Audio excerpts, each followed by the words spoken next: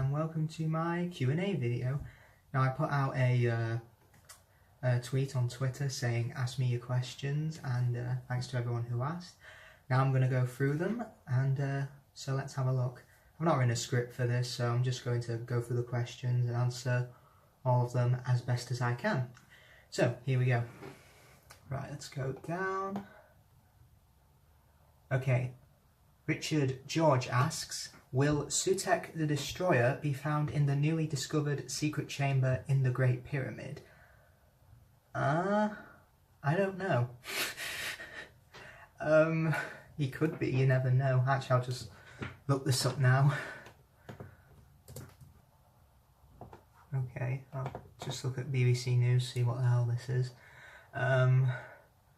So a big void identified in Khufu's Great Pyramid at Giza.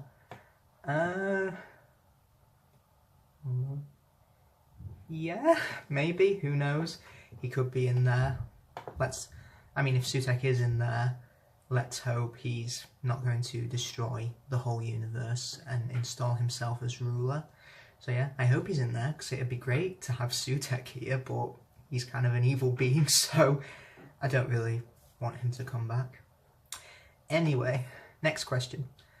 Gallifreyan Whovian asks, what is your opinion on Class? Brackets, you don't have to answer that one if you don't want to be honest. Class. For those of you who don't know, Class is a Doctor Who spin-off that was broadcast last year actually. It's a year old now. Yeah, hold on. It was a Doctor Who spin-off, and sadly it's now been cancelled due to poor ratings on iPlayer, I think. But I find that a shame, because I think Class had a lot of potential to be a great show, and it was good entertainment, I think, but it just was advertised so poorly. I mean, I barely knew it was on, like a day before the first episode, so it wasn't really too well advertised, and I do enjoy Class. I did like the characters. I think I need to watch it again to re-familiarise myself with it. But I did like it. There were some good episodes in there, particularly the two-parter in the middle. I really enjoyed the characters. I thought were good. I even met some of the cast members at Comic-Con in May. I met Greg Austin, who plays Charlie. I think that's his name. I'm so sorry if I've got this wrong. Sophie Hopkins, who plays April. Oh yeah, Fadi Il-Sayad, I hope I'm pronouncing that right, as Ram. I met them at Comic-Con. They're really nice people. I even asked them, is there going to be a series 2? This was in May before they announced it was officially cancelled. And they said, honestly, we don't know. And that is a real shame, because I felt it had a lot of potential. Plus, without giving too much away, the first series ended on a cliffhanger, and now it's going to be forever unresolved. Unless Chris Chibnall, the new showrunner, picks it up. That would be kind of cool. But yeah, I think maybe one of the reasons it didn't work is because it didn't have any established characters from the Doctor Who universe in there. For example, with the Sarah Jane Adventures and Torchwood, you had Sarah Jane and Captain Jack, characters who'd been in Doctor Who. And they did try to connect it to the Doctor Who universe by having the Doctor appear at the end of the first episode. But yeah, maybe that's why it didn't connect with people. But I'd like to see it come back. But it probably never won't. Anyway, to sum up, I do like Class. I don't think it's perfect. I think it is a good show, but I do wish it had come back, hopefully. Anyway, Brogan asks, what's your favourite book? That's a good question. Probably A Clockwork Orange, because it's a very short book. It's if you've seen the film, you'll get into it right away. Plus, yeah, I just love it as much as I love the film, because the book and the film is about, you know, choices, ethics, what's right, what's wrong, good and evil. Yeah, we all have it in us to be evil, but it's our choices that defines what we can be. Yeah. Yeah, if I had to choose some more, maybe the A Song of Ice and Fire books, particularly the first book, A Game of Thrones. Yes, the TV show Game of Thrones that the books are based on. Yeah, probably the Song of Ice and Fire books. All of them are a great read. Yeah, that's probably it. So Clockwork Orange and A Song of Ice and Fire, that's my favourite books. Okay, Bethany asks, why don't you like New Earth? New Earth is a Doctor Who episode. Why don't I like it? Because it's just not funny. I don't mind it trying to be comedic, but this just ain't funny at all. God. I mean, they try and do comedy and it's just not funny. It doesn't work at all. The whole body swap thing, it's been done a million times and it ain't funny. Sorry. Yeah, I just feel like as a season opener, it's pretty, well, just pretty dull and not funny. It's not really exciting. It doesn't make me say, oh yay, I can't wait for what this season has in store. This is such a great opener. No, it's not one of my favourites. Yeah, it's probably my least favourite series opener from New Who. And yeah, I'll admit the makeup on the zombie patients looks good, as well as the cat nuns, but other than that, no, there's really nothing I like about it. Sorry. Okay, Mary asks, explain in detail why Rose Tyler was the best companion. How do I... Okay, let's start. Why is she the best companion? She leaves her boyfriend, Mickey Smith, the man who worships the ground she walks on, for another man. She returns a year later, though the Doctor made a mistake, and doesn't even bother to go see Mickey. Mickey's life was pretty much ruined because Rose disappeared. Everyone thought he was a murderer. Ignoring the Doctor's advice in Father's Day by saving her dad, causing the Reapers to appear. Yeah. Telling Mickey in The Parting of the Ways that there is nothing for her on Earth anymore, not even her boyfriend who worships the ground she walks on. Yeah, there is that. There's also Tooth and Claw, where she makes a bet with the Doctor to get Queen Victoria to say, "We are not amused," and at the end she finally says it, but Queen Victoria is not amused, and because people have died because of a killer werewolf. I mean, forget all those people that have died, forget the chaos that's happened around them. The most important thing is that Rose Tyler won her tenner. That's what's important. There's also the moment where she was a complete bitch to Sarah Jane in school reunion. Yeah, there was that moment, classic moment. Yeah, Sarah Jane was the companion, and she was like, "Where you from, the Dark Ages?" Yeah, I mean, I'm with Rose there. How dare Sarah Jane move in? There was the time, the best time, where she got jealous of Mickey for meeting another woman because he'd moved on with his life, even though she ran away with another man. Yeah, I mean, who is she to criticise? Excellent. What else is there? Oh, there's the moment in Love and Monsters when she says to Elton, "You upset my mum." No one upsets my mum. Yeah, no one's allowed to upset her mum apart from Rose Elton. How dare you? Plus, there was the moment in Series 4 when she came back. The fate of the galaxy was under threat of the Daleks.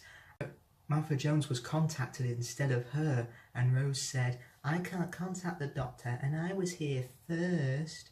Yeah, I mean, forget all of that. Forget that the Daleks are trying to destroy the Earth. None of that matters because Rose Tyler was there first. That's what's most important. Plus, there was the moment in Journey's End when she kissed the human Doctor after an instantaneous biological meta-crisis. Just go with it. And in front of the Doctor after telling her his feelings for her.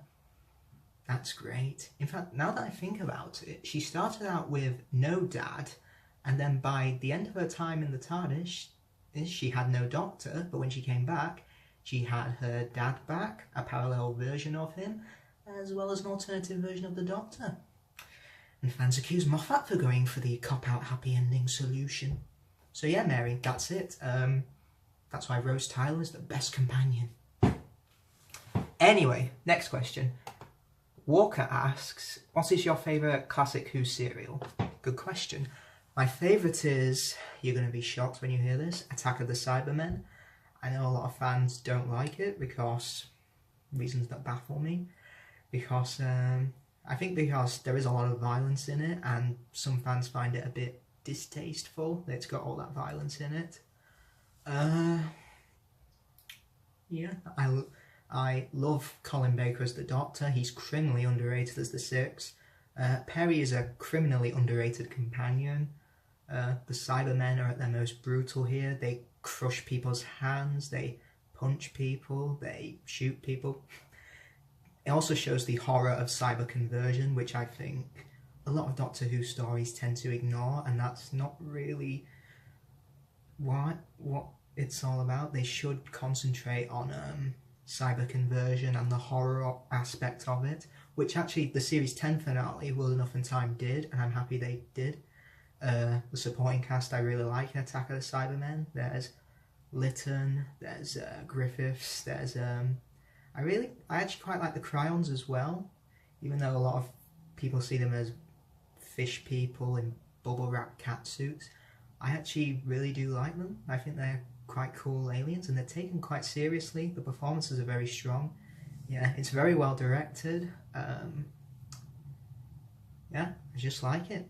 That's it. It's an action-packed story with my favourite monster in it, and that's why I like it. Okay, next question.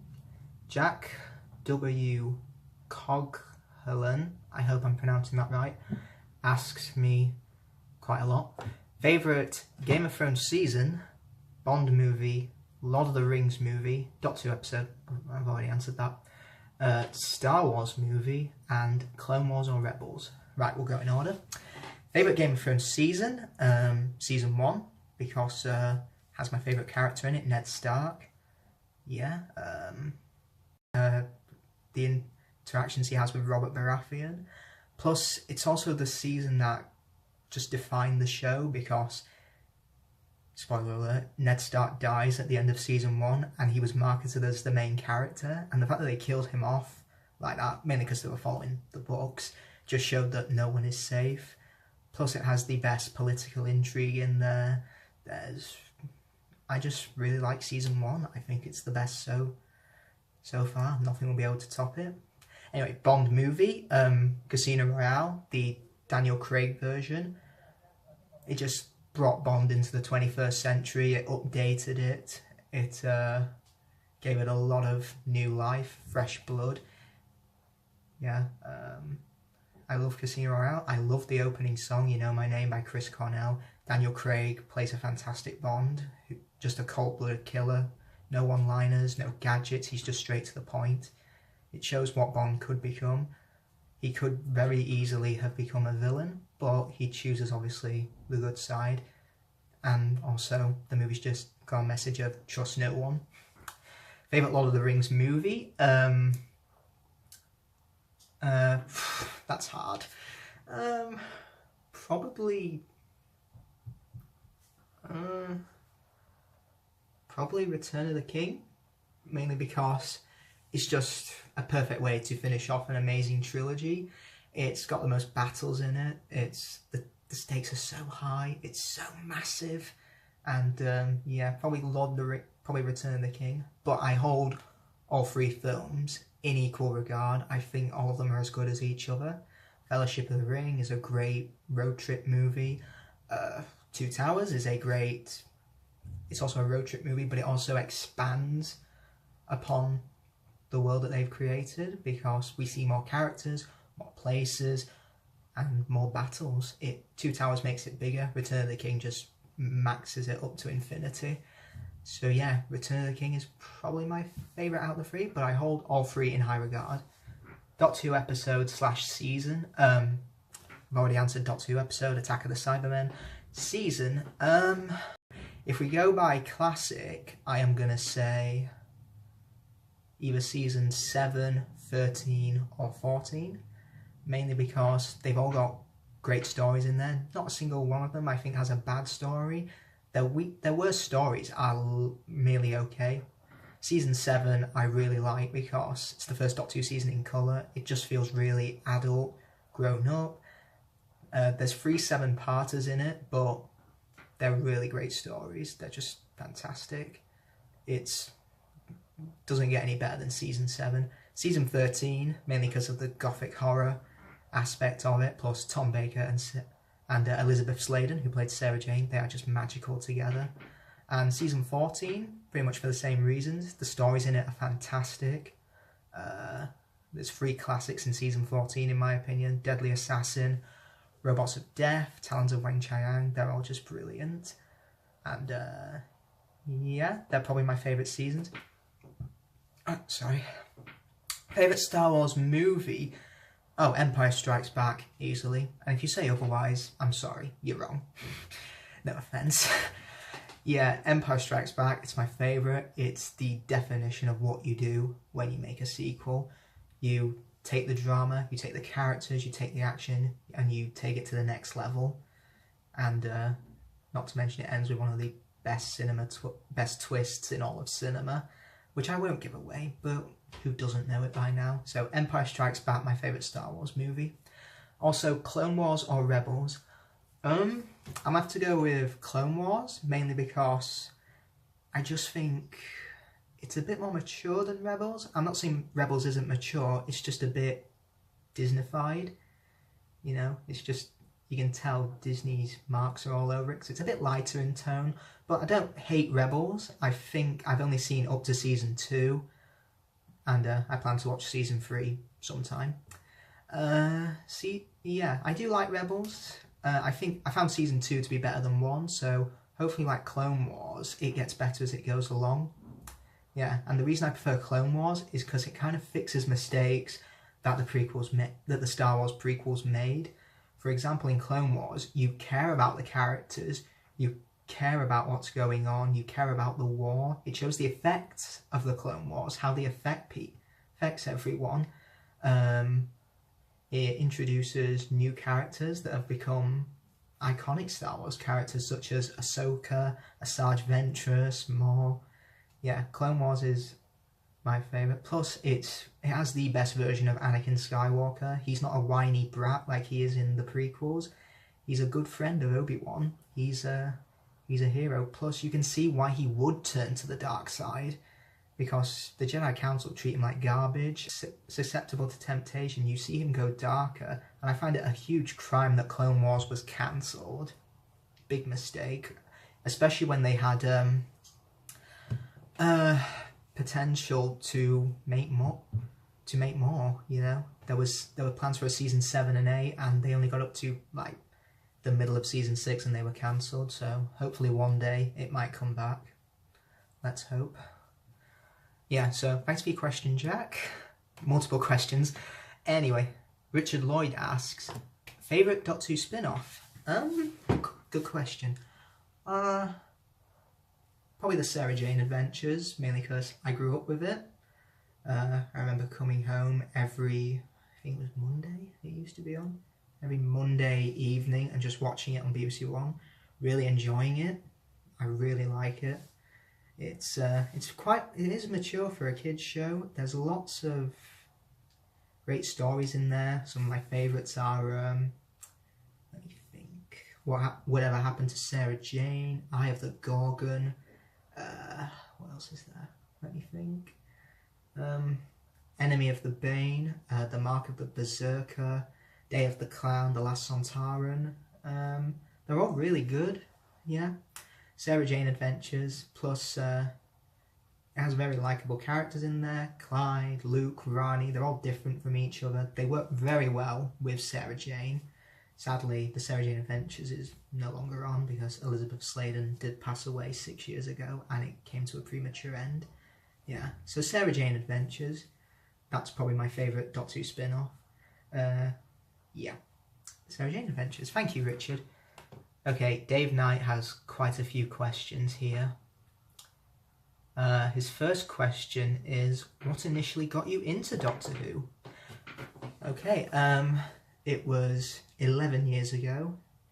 It was May 2006. I was at my great auntie Maureen's house. I was 8 years old, and on TV, Rise of the Cybermen from Series 2 came on, and I was pretty much hooked from the start. I loved the idea of the Cybermen. It was just so mesmerising to me. Plus it ended on a cliffhanger. It ends with the Cybermen about to delete the Doctor and his friends. And I just thought, oh my god, I've got to go see this next week. And pretty much from then onwards, I became a fan. Yeah.